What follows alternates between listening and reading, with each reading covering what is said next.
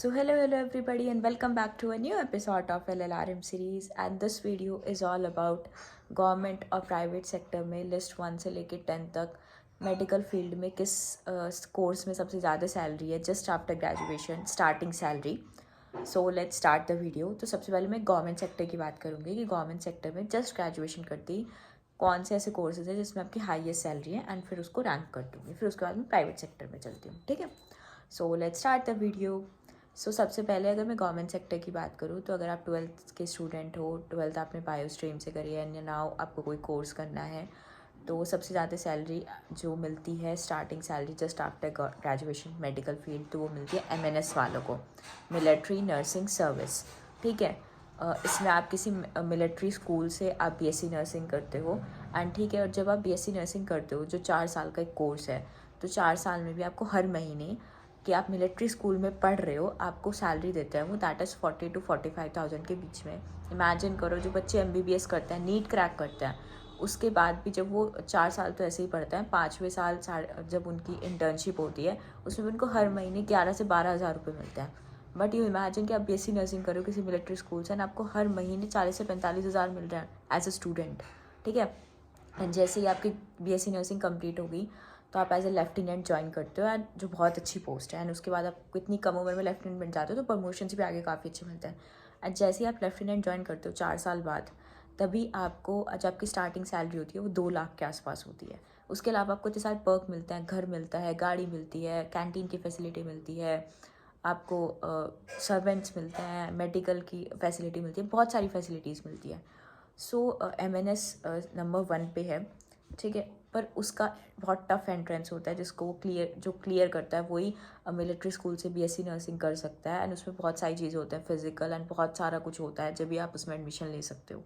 ठीक है, उसके बाद आता है second, that is AIIMS not set. अगर कोई BSc नर्सिंग करने के बाद एम्स नॉट सेट का एग्ज़ाम क्लियर करता है, ठीक है, एंट्रेंस एग्ज़ाम क्लियर करता है जॉब के लिए, तो फिर उसको कोई भी इंडिया का कोई भी जितने भी एम्स है कोई एक एम्स रिक्रूट हो जाता है एज ए नर्सिंग ऑफिसर, क्योंकि वो नर्सिंग ऑफिसर का एग्ज़ाम है. तो अकॉर्डिंग टू योर रैंक आपको एम्स मिलते हैं. अच्छी रैंक है तो एम्स दिल्ली मिल जाएगा. एंड फिर उसके अकॉर्डिंग एंड कुछ आपकी प्रेफरेंसेज होती हैं कि आप कौन से एम्स में जाना पसंद करते हो अकॉर्डिंग टू सीट्स एंड बहुत सारी चीज़ें होती है. तो आपको कोई एक एम्स मिल जाता है. एंड उसमें क्या है, आपको स्टार्टिंग सैलरी आपकी अगर जस्ट ग्रेजुएशन करके BSc करके आप वो एक एग्ज़ाम निकाल लेते हो तो स्टार्टिंग सैलरी 80,000 है. एंड फिर वो बढ़ती रहती है. एंड उसके अलावा आपको और भी पर्क्स मिलता है, आपको क्वार्टर मिलता है, आपको मेस फ्री मिल जाता है, आपको इलेक्ट्रिसिटी मिलती है, आपको मेडिकल फैसिलिटी मिलती है, तो और भी काफ़ी सारे पर्क्स मिलते हैं. स्टार्टिंग में 80,000 सैलरी, एंड फिर वो बढ़ती भी रहती है. एंड एम्स की जो सैलरी का इंक्रीमेंट है वो अच्छा है. ठीक है, it's a central government job. तो उसके बाद जो तीसरा वो है दैट वो भी एम्स ही है. एम्स में जो और मेडिकल ऑफिसर्स की जॉब निकलती है, CRE का एग्ज़ाम होता है, और भी बहुत सारी जॉब्स निकलती है, तो उसमें भी आपको 80 से 90,000 स्टार्टिंग सैलरी मिलती है. ठीक है, तो उसके बाद अगर मैं बात करूँ 4th नंबर पे दैट इज़ MBBS. अगर आपने पोस्ट ग्रेजुएशन नहीं किया, आप खाली MBBS हो एंड आप एक गवर्नमेंट मेडिकल ऑफिसर लग जाते हो, तो आपकी स्टार्टिंग सैलरी होगी 50,000 से ज़्यादा नहीं मिलते. अगर आप PG हो, MBBS के बाद आपने डिसाइड किया कि आप पोस्ट ग्रेजुएशन करोगे, आप नीट PG निकाला, एंड उसके बाद आप JR बन गए, जूनियर रेजिडेंट बन गए हो, तो जब आप PG करते हो, जूनियर रेजिडेंट बनते हो, 3 साल का MS या MD जो भी आप करते हो, तो उस टाइम आपको हर महीने 1 लाख रुपए गवर्नमेंट की साइड से मिलता है. एज अ स्टूडेंट हो आप, बट आप जूनियर रेजिडेंट किसी हॉस्पिटल में प्रैक्टिस भी कर रहे हो सीखने के लिए, तो आपको 1 लाख रुपए हर महीने गवर्नमेंट देती है. बट अगर आप खाली MBBS करके कोई गवर्नमेंट ऑफिसर बनते हो तो आपको 50,000 रुपये ही मिलेंगे.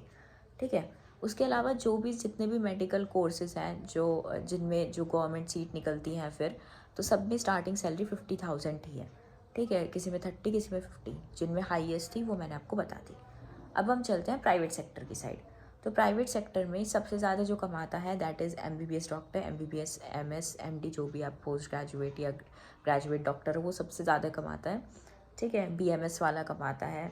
उसके बाद MBBS और BMS के बाद जो कमाता है वो कमाता है BVSC वाला, that is bachelors of veterinary science, जो जानवरों के डॉक्टर होते हैं, क्योंकि आज के टाइम पे पेट्स बहुत रखने लगे लोग. एंड इसमें मतलब गवर्नमेंट सीट्स भी होती है वेटनरी में.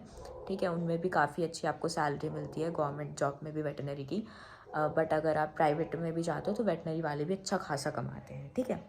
एंड उसके बाद जो कमाते हैं वो कमाते हैं होम्योपैथिक वाले, BHMC, क्योंकि आजकल लोग एलोपैथिक को सब साइड करके होम्योपैथिक की तरफ जाना पसंद करते हैं। तो अगर कोई अच्छा इंटेलिजेंट डॉक्टर है एंड उसका अपना खुद का क्लिनिक है, उसकी स्किल्स अच्छी है, नॉलेज अच्छी है, कम्युनिकेशन स्किल्स अच्छी हैं, तो लोग जाएंगे एंड वो कमाएगा और टाइम के साथ भीड़ बढ़ती चली जाएगी। तो फिर होम्योपैथिक वाले कमाते हैं। उसके बाद BDS doctors, same BDS doctors भी अगर आपको अच्छी आपकी स्किल्स हैं, आपको नॉलेज है, तो ऑब्वियसली आपका क्लिनिक चलेगा, ठीक है। उसके बाद जो कमाते हैं वो कमाते हैं BMLT वाले, दैट इज़ लैब टेक्नीशियन। अगर आप किसी हॉस्पिटल के पास अपना लैब खोल लेते हो या बहुत सारे हॉस्पिटल से कनेक्शन बना के एंड सबके जो टेस्ट आते हैं वो आपके लैब पे आते हैं, तो आप बहुत अच्छा कमाते हो। लैब में बहुत पैसा है, क्योंकि जो आपके लैब टेस्ट होते हैं उसमें जो सामान लगता है वो 20-30 रुपये का लगता है एंड टेस्ट बहुत महंगे होते हैं, ठीक है। और एक बार आप मशीन्स वगैरह सेटअप कर लो तो आप बहुत अच्छा कमा सकते हो। तो लैब टेक्नीशियन है। उसके बाद है BMRIT वाले, दैट इज़ रेडियोलॉजी, क्योंकि आजकल रेडियोलॉजी हर चीज़ रेडियोलॉजी से होती है। आपका अल्ट्रासाउंड हो गया, CT स्कैन हो गया, MRI हो गया। तो अगर आपने ये कोर्स भी कर लिया तो भी आप काफ़ी अच्छा कमा सकते हो। एंड उसके बाद आता है B ऑप्टोमेट्री, जिसमें आपका आइज़ वाला होता है। ये एक काइंड का बैचलर्स या फिर D ऑप्टोमेट्री आप कर लेते हो, डिप्लोमा कर लेते हो, तो इसमें भी आप बहुत अच्छा कमाओगे। अगर आपको चश्मे बनाने आते हैं, लेंस का आपको आइडिया है कैसे कैसे होता है, तो आप इसमें भी, अगर आपकी एक अच्छी शॉप है एंड अच्छा आपका सेटअप है, तो आप बहुत अच्छा कमा सकते हो। एंड एक होता है B फार्मा वाले, फार्मासिस्ट। फिर उसके बाद लास्ट ये आता है। तो फार्मासिस्ट भी बहुत अच्छा कमा सकते हैं, अगर, क्योंकि आपको लाइसेंस मिल सकता है, आप बिज़नेस अपना एक्सपैंड कर सकते हो, क्योंकि दवाइयों में इतना प्रॉफिट है ना। जो दवाइयाँ आप मेडिकल स्टोर से खरीदते हो वो हाफ़ रेट में मेडिकल स्टोर वाले को आती है। तो देख लो कितना प्रॉफिट बनता है होल सेल में। सो दवाइयों में बहुत प्रॉफिट है। आप किसी हॉस्पिटल के पास मेडिकल स्टोर खोल लो जहाँ आपका चल जाए, तो आप बहुत कमाओगे, ठीक है ना। आपके लाइसेंस का आपको बहुत फ़ायदा होता है। सो आप, अगर आपने ग्रेजुएशन किया फार्मासिस्ट में, तो आप 2 आपको लाइसेंस मिलेंगे। डिप्लोमा किया है तो 1। तो मैं तो ये सजेस्ट करूँगी आप वो लो, डिप्लोमा मत करो, आप ग्रेजुएशन करो, 2 लाइसेंस आपको मिलता है एंड 2 लोकेशन देख लो, अच्छा पैसा कमाओगे भाई।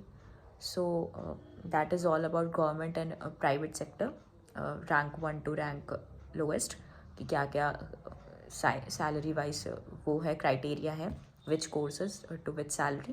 So thanks for watching the video and follow for more such details, and please do comment in the comment section. आप कमेंट करोगे तो मेरे को पता चलेगा एंड मैं रिप्लाई करती हूँ सभी कमेंट्स के मोस्टली, एंड कोशिश करती हूँ कि आपके लिए अच्छा कंटेंट लेके आऊँ, नॉलेजेबल कंटेंट, ताकि आपको फ़ायदा हो अपना करियर बिल्डअप करने में। So thanks for watching this video.